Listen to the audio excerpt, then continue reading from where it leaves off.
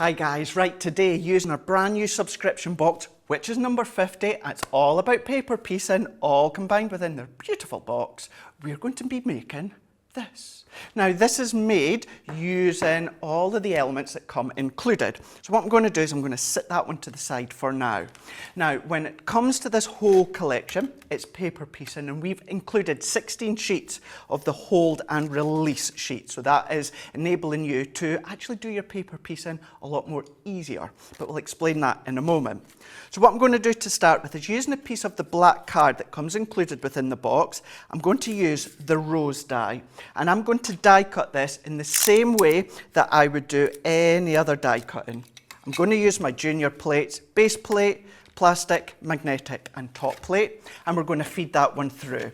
So just now with this layer, what I'm wanting is that full rose, that outline of the rose.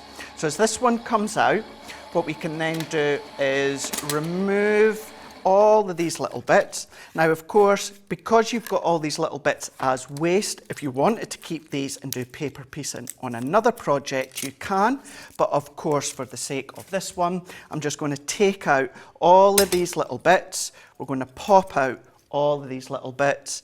Any remaining bits, we're going to go in with our pokey tool. We're going to take all them out. And then this is giving us our outline of our rose. Now, what I love about paper piecing dies is this is a lovely, full, bold outline that you could pop onto card and do some colouring in the middle if you want, but we are focusing on paper piecing. So that's our beautiful rose that we can see here.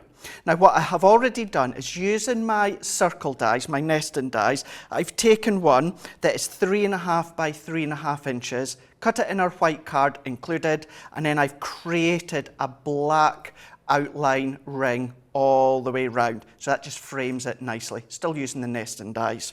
This has given me my base platform. So what I'm going to do for speed, I'm going to go in with my dotty tape runner. And this is when your dotty tape runners are perfect for these sorts of die cuts because they're nice, they're fine, and it means your dots will only go onto the area that you need.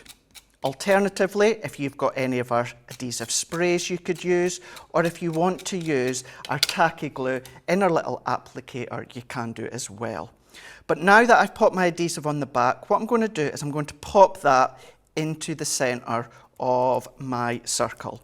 Now you will see there's elements of it that are overlapping. Don't worry, it's fine. That is how it's intended to be. Press that one down, and then what I can do is set this one to the side for the moment. So if I bring these ones in, so I've brought in a piece of our green cardstock from the box and also a piece of the hold and release sheets as well within the box. What we're going to do is we're going to peel the backing off of one side. So take and discard that. You don't need that, and it's only one side that peels away, so you don't need to worry about what is the right side and what isn't. We're going to pop our cardstock on into place here, and then what we're going to do is we're going to go in with our die once again, and we're going to die cut that once again. Pop in our same plate configuration as before. What this will not do is because of the layers, because of the depth of that hold and release sheet, it's not going to cut all the way through. It's going to cut your colour cardstock, and that's it. The adhesive, low tack adhesive on that backing is going to hold these little bits into place. So if I remove that one out the way, remove my rose, so you can see that we've got an impression when it comes to our rose. But if I show you this for now, if I was to tilt it up and then manipulate it, I'm going to go in with my pokey tool, see how that just releases. It releases away from that hold and release sheet. So there is our green one, and I've also already done one in the red. Remember, all of this comes included within the box. Let's bring back in our rose outline that we've already cut. What I'm then going to do, I like to use our tacky glue in the small applicator. So I'm going to go in, and what we're basically doing is colouring in with our tacky glue.